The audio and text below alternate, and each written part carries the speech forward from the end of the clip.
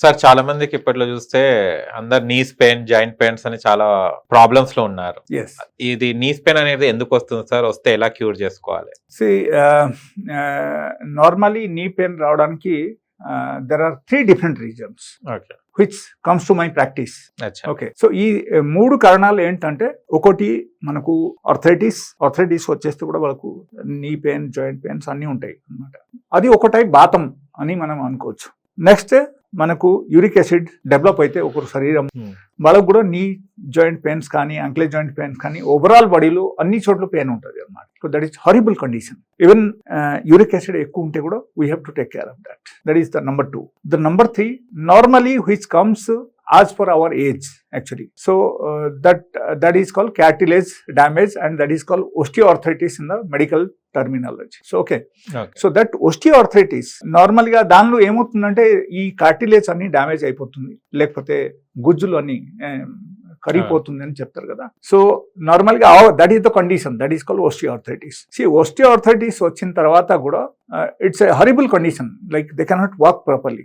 So దానివల్ల కూడా మనకు నీ పెయిన్ రావడం అవకాశం ఉంది. So this 3 things, this is classified in 3 different division. So these are the normal problems which come to my practice, and apart from that there are so many other things, but these 3 in generally happens, and most of the people they suffer with these 3 problems. Okay. So దానిలో actual గా ఎట్లా ఉందంటే, if you think of uric acid, if you think of arthritis, ఖచ్చితంగా కొంచెం medicines వాడితేనే వాళ్ళకు relief ఉంటుంది, లేకపోతే it is horrible pain, they cannot tolerate. And దానివల్ల వాళ్ళకు ఏమవుతుందంటే ఓన్లీ జాయింట్ పెయిన్స్ అని కాదు, it will affect the heart in the body, it will affect the kidney in the body, it will affect the whole system in the body అన్నమాట. In case uric acid ఒకరికి develop అయిపోతే వాళ్ళకు kidney damage అవడం అవకాశం ఉంది, వాళ్ళకు brain damage అవడం అవకాశం ఉంది. ఈవెన్ వాళ్ళకు ఎప్పుడు చూస్తే 24 hours will suffer with the pain, and the pain will be onset, like immediately start అయిపోతుంది, అండ్ స్టార్ట్ అయిన తర్వాత ఇమీడియట్లీ పెరిగిపోతాయి అన్ని చోట్ల. Okay, with in a day of time will be unable to walk,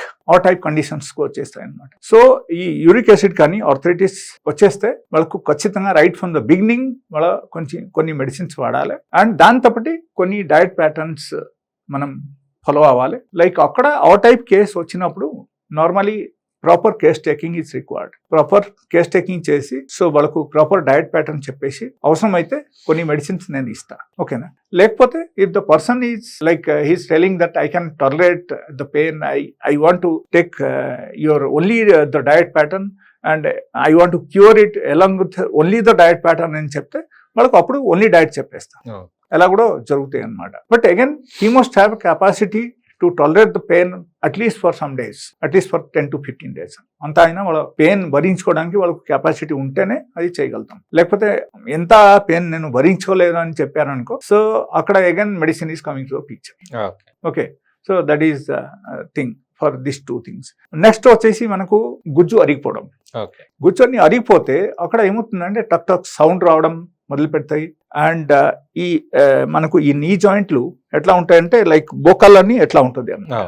okay, so ఇక్కడ ఈ సందులు మనకు ఎప్పుడైనా సరే మనకు గుజ్జు అరిగిపోయింది అనుకో, ఆటోమేటికలీ 2 బొక్కలు ఎట్లా టచ్ అవుతుంది. టచ్ అయితే అగైన్ మనకు నొప్పి స్టార్ట్ అయిపోతుంది. ఓకే, సో ఆ కండిషన్స్ కు మనము నార్మలైజ్ చేయాలంటే యాక్చువల్గా నార్మల్ ఫుడ్ ద్వారా it is quite difficult, but అక్కడ ఏంటంటే సాఫ్టెన్ చేయొచ్చు. That cartilage cannot be regenerate again, but only thing that soften చేయొచ్చు అది. అండ్ ఆ సాఫ్టెన్ చేయడానికి కొన్ని మెడిసిన్స్ కూడా మన దగ్గర ఉన్నాయి, అండ్ ఒకరు కావాలంటే వాళ్ళ డయట్ ద్వారా కూడా వాళ్ళ చేయొచ్చు. బట్ ఒకరికి చాలా సివియర్ పెయిన్ ఉంది అంటే కొన్ని రోజు మెడిసిన్స్ వాడాలి. Then after that they can follow the diet pattern, and diet pattern ద్వారా కూడా వాళ్ళ కంప్లీట్గా బాగానే ఉండొచ్చు. అండ్ వాళ్ళకు in case along with that వేరే కాంప్లికేషన్స్ ఉంది అనుకోండి, సో ఆ వేరే కాంప్లికేషన్స్ కి కూడా క్యూర్ చేయడానికి మన దగ్గర మెడిసిన్స్ కూడా ఉన్నాయి, అండ్ ఈవెన్ వాళ్ళ డైట్ ద్వారా కూడా క్యూర్ చేయొచ్చు. So there are both the options are available in my clinic. Okay, so ఈ జాయింట్ పెయిన్స్ కి మనం నార్మల్ గా క్యూర్ చేయాలంటే, ఒకరికి suppose let us say somebody is one of the employee is every day రోజు వాళ్ళ ఆఫీస్కి వెళ్తున్నారు.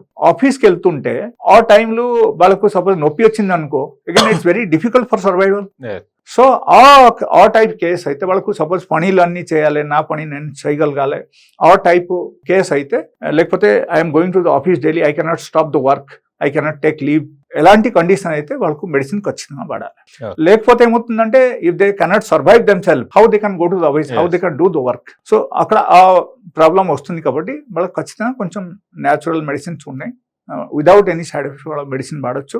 అండ్ ఈవెన్ ఓస్టియోఆర్థరైటిస్కి ఎట్లా ఉందంటే లైక్ డైలీ బేసిస్లో suppose they are using only 1 or 2 medicines also, that is more than enough. Ah. So they can manage whole life.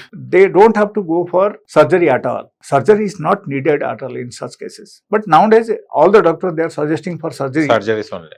Surgery చేయాలి లేకపోతే PRP చేయాలని చెప్తారు. బట్ ఇది అస్సలు అవసరం లేదు. ఒకరు న్యాచురల్ గా కూడా ఇది అన్ని తగ్గించుకోవచ్చు.